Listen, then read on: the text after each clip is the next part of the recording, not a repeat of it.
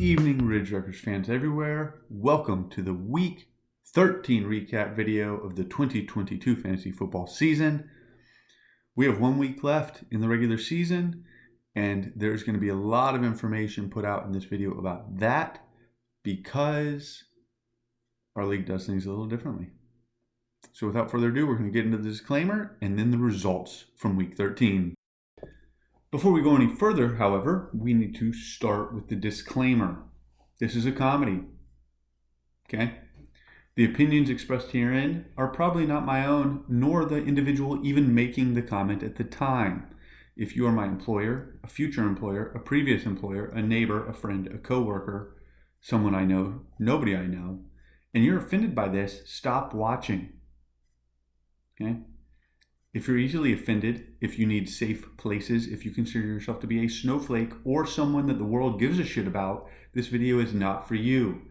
We're here to talk trash, sometimes say intelligent things, and talk about fantasy football. So again, if you find yourself offended by this, it's a comedy. Get over it. Corn 122 to 91 points. That will be important when we get into the standings. Booty Lickers beat your worst nightmare 102 to 75.96 points, which represents the league low for the week and concretely places him in last place. Again, the Booty Lickers winning that has big implications in the standings. Jack's Jags somehow managed to lose to Team Suckaditka 121 to 145.02 points. That represents the league high for the week. Congratulations to Team Suckaditka, and firmly places Jack's Jags in the losers bracket. Now, interesting fact about that is, if you look at points for, Jack's Jags sits in about third, and yet they're in 9th place. It's just bad luck. 90% luck, that's what I would say about fantasy football. All right, Nut and Buttsacks lost to Dynasty Reimagined, unfortunately, 82 to 141 points. That's a monster score for Dynasty Reimagined, and again has huge implications in the standings. And Avoid the Noid beat Roster Baiters 123 to 79 points. All of these victories and losses, you guessed it, big impacts on the standings this week. And finally, in the game of the week, Missing My Young Ho defeated Social Justice Warrior 143 to a disappointing 116 points. There you go. Week 13 results and getting right into the standings. All right, your standings after 13 weeks. Avoid the Noid retook first place from Social Justice Warrior with their win this week. Missing My Young Ho and Suckaditka round out the top 4. Now, all 4 of those teams have a 9-4 record. Okay, that's important because the top 2 teams get a bye in the Week 1 playoffs. That bye can go to any of those 4 teams depending on how this week shakes out. If you win, you're probably in. Now, our league has a tiebreaker for points for, and there's a fairly decent spread between 1st and 4th place there. That is not true, however, of 5, 6, and 7, which are the Booty Lickers, Dynasty Reimagined, and the media. There are fewer than 9 points for separating those 3. And the Booty Lickers play the media this week. So the winner of that game will make the playoffs in the winner's bracket. No points for played into it. However, the loser of that team can still make the playoffs in the winner's bracket if Dynasty Reimagined loses and points for is better. Okay? Gender Unicorn in 8th place, sitting in 6 and 7, can still make the playoffs if they win by a significant margin and 2 of the 3 teams above them lose. Now, Jack's Jags and Roster Baiters are definitely contenders for the winners of the losers bracket. And as I mentioned, Jack's Jags on paper is a great team. They just haven't performed well this year and have had some very bad luck. Nut and Buttsacks in your worst nightmare, clearly round out the bottom half, firmly in the caboose position, and serious contenders for the losers trophy this year. Okay, so there you go. There's your standings.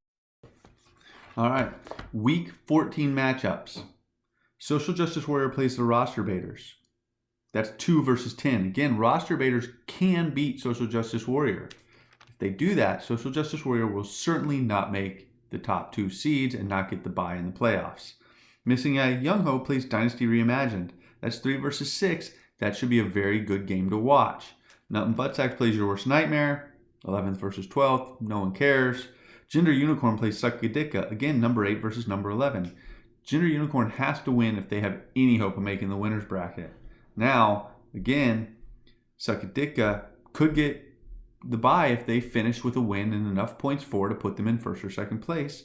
Jax Jags plays Avoid the Noid. Again, Jax Jags playing the Dynasty Destroyer could prevent Avoid the Noid from repeating this year and winning the playoff or winning the championship. Game of the week, of course, is the Media versus the Booty Lickers. That's 5 and 7. The winner of that game will make the playoffs in the winner's bracket. So why does all this matter? Okay. In our league, there are 12 teams. Okay. In the winner's bracket and the loser's bracket, the number 1 seed, the number 2 seed, the number 7 seed, and the number 8 seed all get buys in the first week. That means if you are the number 8 or number 7 seed, it is impossible for you to win the loser's trophy. And if you've seen our loser's trophy, it's ridiculously bad. So if you're in the loser's bracket, you definitely want to be 7 or 8 seed. Additionally, the winner of the loser's bracket gets the number 1 draft pick. Okay? Now, in the winner's bracket, like I said, number 1 and number 2 seed get a bye in the first week of the playoffs. So that's critically important. It just is one less chance to lose. Okay? The winner in the 5 and 6 game, so whoever finishes the season in 5th place, will get draft pick number 7. Whoever finishes the season in 6th place gets draft pick number 8, and then on so on until you get to the number 1 finisher, the winner, who gets the final draft pick of the season.